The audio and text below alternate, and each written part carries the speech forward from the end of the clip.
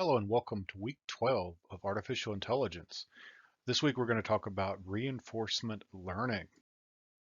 So moving on to our agenda, as always, we'll first discuss the assignments that are pending or coming up soon. Then we'll move on to chapter 22, which deals with reinforcement learning. So first, the assignments. So we're into week 12 and you've got a project on learning due this week. So keep that in mind. Hopefully you've already submitted your proposals and received approval. If not, you want to do that right away so that you can start work on your assignment. Project 3 does deal with learning. And the idea here is that you select a topic that's interesting to you. So feel free to do whatever with it, have fun with it, do something that is relevant to you, but yet at the same time, you want to balance something that is attainable, doable, and hopefully enjoyable. So feel free to use libraries, tools, and other code as a starting point, but make sure that you give credit from where you start. Don't use too much of somebody else's stuff without giving them credit. We call that plagiarism, and bad things happen. Feel free to use Anaconda Jupyter uh, or perhaps Databricks. It's up to you. Personally, Jupyter seems a little more approachable in a lot of ways, but it really truly is up to you. So the first thing you want to do to receive 10% of the grade is to propose a topic and get approval that deals with learning. Then you want to implement what you've gotten approved in Python. Get as close as you can. If for some reason you're not able to get it there all the way, uh, document what's going on and why it didn't work, the challenges you encountered, the things that didn't go terribly well, and doing so may help you actually do pretty well with the grade. This isn't about you not doing well. This is about you learning something and applying the concepts that you're reading about in a real sort of way. For week's 12 discussion, choose a topic that is related to this week's reading, and then define the things about it, and then give a real world example. A top of mind, something that's pretty interesting with reinforcement learning is that's how Go was beaten by IBM's artificial intelligence systems. So maybe something like that. So take a good look around. Where is reinforcement learning being used? Why is it compelling? As always, the useful references for this course, you may want to take a look at the code if you haven't already done so on the GitHub repository that goes with the text. As always, ensure that if you use that code in your projects that you do give it credit. We wouldn't want you to get in trouble for representing something that was not your work as your own. So make sure you give credit from where you got it. So moving on to chapter 22, reinforcement learning. And the idea here is that it's about learning from rewards. So the idea here is you create an algorithm that maybe doesn't necessarily know the right solution, but it knows a measure of goodness or success. So you have some form of a utility function that lets you know when it's doing well and when it's not doing well. And the basic idea is it's going to alternate between exploration and exploitation. So in some fashion, it's going to use what it knows to do well, but it'll also try some random things to see how they go and keep track of the results. And sometimes that randomness can result in something, pretty useful. So this is the basic idea, kind of what I just said. You've got an agent that has some actions on an environment and it receives some sort of feedback that lets it know what the rewards are. So the results of both its actions and if they're what the reward was related to those actions. And the idea here is to maximize that expected reward. And it's all about observing what it's done and what the results were, and essentially learning from those observations. A little more detail on it. You can definitely think of reinforcement learning as being a form of learning that's based upon a Markov decision process. So you got a series of states, you got a series of actions that you can do. There is a model that exists that makes things happen, and there's a reward function, but the challenge here is that you don't know what they are. So there is a model, but you don't really know it from an agent's perspective, and you don't necessarily know what the reward function is. You just know that you do something and something happens. So you make a change to something, and perhaps it changes. You perform some action, it makes a change to the state, and you receive some form of reward calculation, so the result of the reward, but you don't really know exactly why that is. So it's kind of like filling around in a dark room to figure out how things are. You make a change and see what happens. Or it's like playing a game that you don't know the rules to. So maybe you have a video game, never bothered to read the rules or instructions. Maybe you just jump into it and start doing things and see what happens. That's the kind of concept we're dealing with here. And it is very much about model-based learning. You're attempting to approximate a model that exists, but you don't necessarily know what it is. So it's a series of steps that you'll go through to do that. And the basic idea is you're essentially estimating what that model might be. An example of model-based learning. And alternatively, there's this concept of model-free learning, which is there's you don't necessarily know anything about the model. You just do some stuff and make some results happen. So in the model-based learning, you construct some sort of approximation of the model of the thing that you're trying to figure out. Model-free learning, you don't bother with creating an approximation. Moving on to passive reinforcement learning. The basic idea here is trying to figure out the right way to do things in a passive way. So you're not necessarily acting explicitly, you're kind of observing more so than acting. The learner is along for the ride, as it says here, and that's the basic idea: is that it's not something that you're explicitly trying to do from a learn, and it's not offline planning. You actually take those actions in the world. Another concept here is direct evaluation. The goal is to compute values for each one of the states in the solution. And maybe you want to average them together to come up with some sort of an observed value average. Um, and so basically every time you visit a state, you write down what the sum of the discounted rewards turned out to be to get there, average those samples, and it's direct evaluation. And there's a few problems with direct evaluation, as there are with most things. So it's potentially a waste of information about state connections. Each state must be learned separately, so it takes a long time to learn it. Why not use policy evaluation? And the basic idea here is figuring out ways to learn these sort of solutions to reinforcement learning. I'm going to skip over this stuff pretty quickly.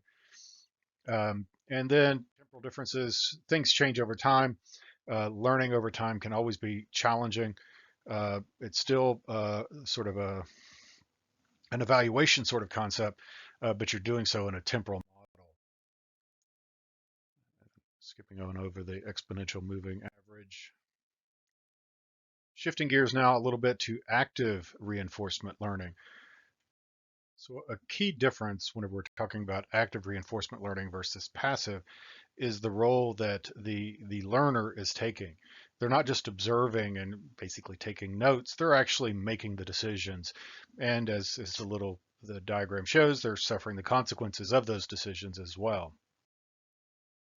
So moving to the concept of a full reinforcement learning, it's about optimal policies. It's similar to value iteration.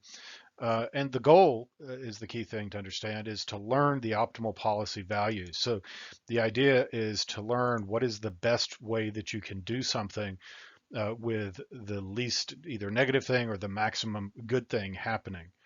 And so the key chase is the case, as I mentioned earlier, is the learner is making the choices. And this is where we're dealing with this concept of exploration versus exploitation.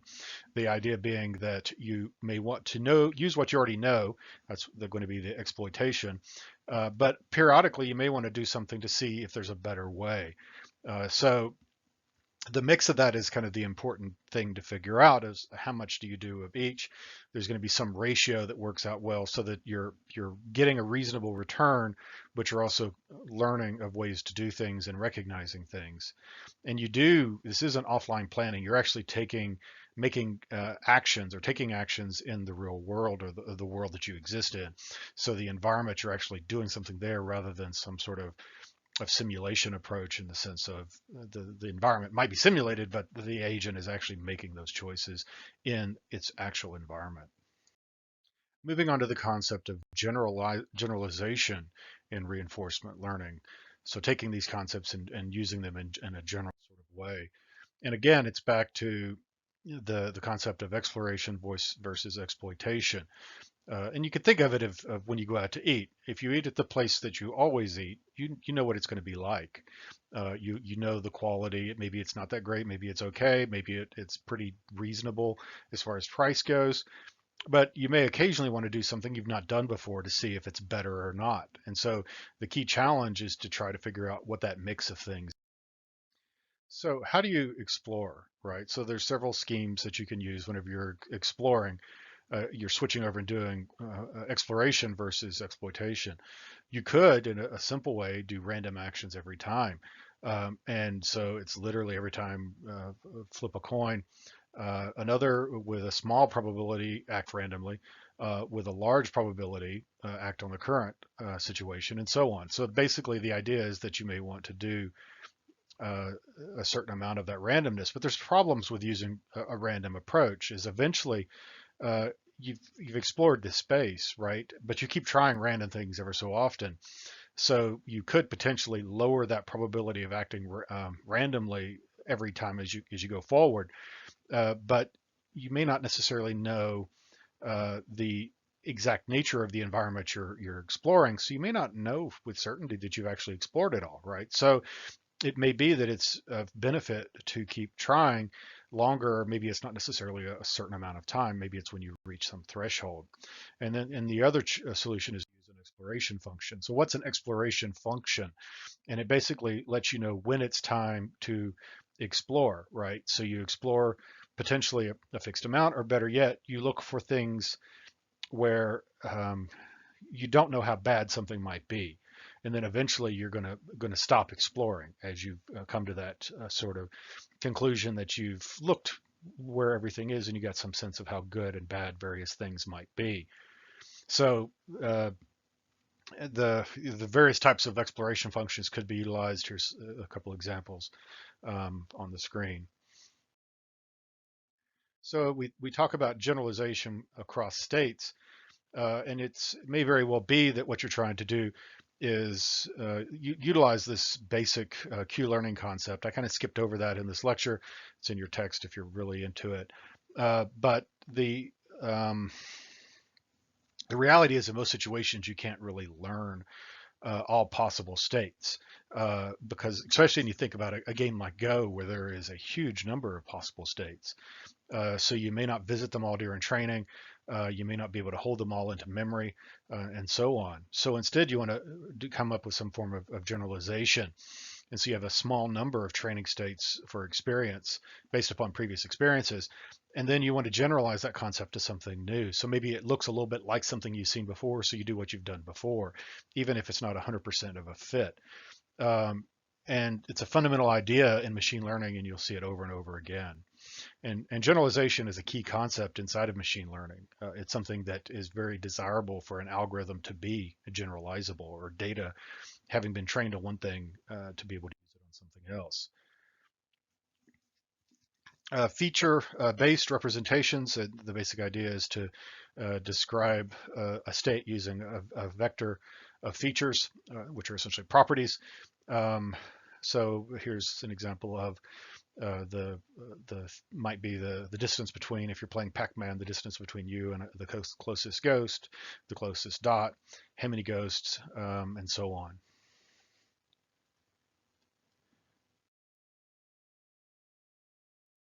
Moving on to linear value functions, similar. It's basically using a feature representation. So you write a Q function or value function, and using for any state using a few weights. So basically, it's applying a weighted function to come up with some sort of a linear representation. Um, you basically can sum it up pretty quickly with a few powerful numbers. The states may share features, but actually be very different. So in value, so it may not be a great way of doing that sort of approach. Approximate Q learning, again, skipping kind of over this pretty quickly. And And the formal justification is 1 least squares. So overfitting is the idea that we might make a curve that fits, might have a set of data, and we might try to fit it too well. So we might apply something onto it, like in this case, a 15-degree polynomial, but maybe that's not exactly the right thing. And it may not generalize too well. Like, for example, you really kind of have to wonder what's going on out here with this function and out here. And is that really fitting it terribly well, because there's really not any data points to represent that. And it may be that it makes it to where it doesn't work well if a point comes along somewhere in through here, right? So the basic idea is that you may want to end up limiting the capacity so that you fit it better, so to speak, and you stop doing exploration at some point, or you stop actually trying to do the fitting and training so that you can generalize better and handle things that you haven't seen before. Moving on to the concept of policy search. And the basic idea here is that rather than coming up with specific values, you come up with an approach. So the problem you have is that often the feature-based policies that work well aren't the ones that approximate V and Q the best. So the idea is that rather than using something like Q-learning priorities and getting Q values close, you'll come up with a way that learns policies that maximize rewards, not the values that predict them. And so the idea here is that you start with something that's reasonably good, and then you start kind of messing with the weights. So you change the weight so that it does better. And the question though is, well, how do you know it's doing better? So that's where we have to basically do a fair amount of samples, right? So you have to run it numerous times, and this could be pretty computationally expensive. It may also be impractical. So you may want to do, there's some approaches that where you do some sort of look ahead structures, maybe you do some intelligent sampling, and maybe you change some parameters. So the idea here though is that rather than learning the specific thing, you're coming up with an approach and using that approach. And with that, we come to the end of this discussion. As always, if you have any questions, do feel free to reach out. That's what I'm here for. Stay safe, and we'll speak again next week.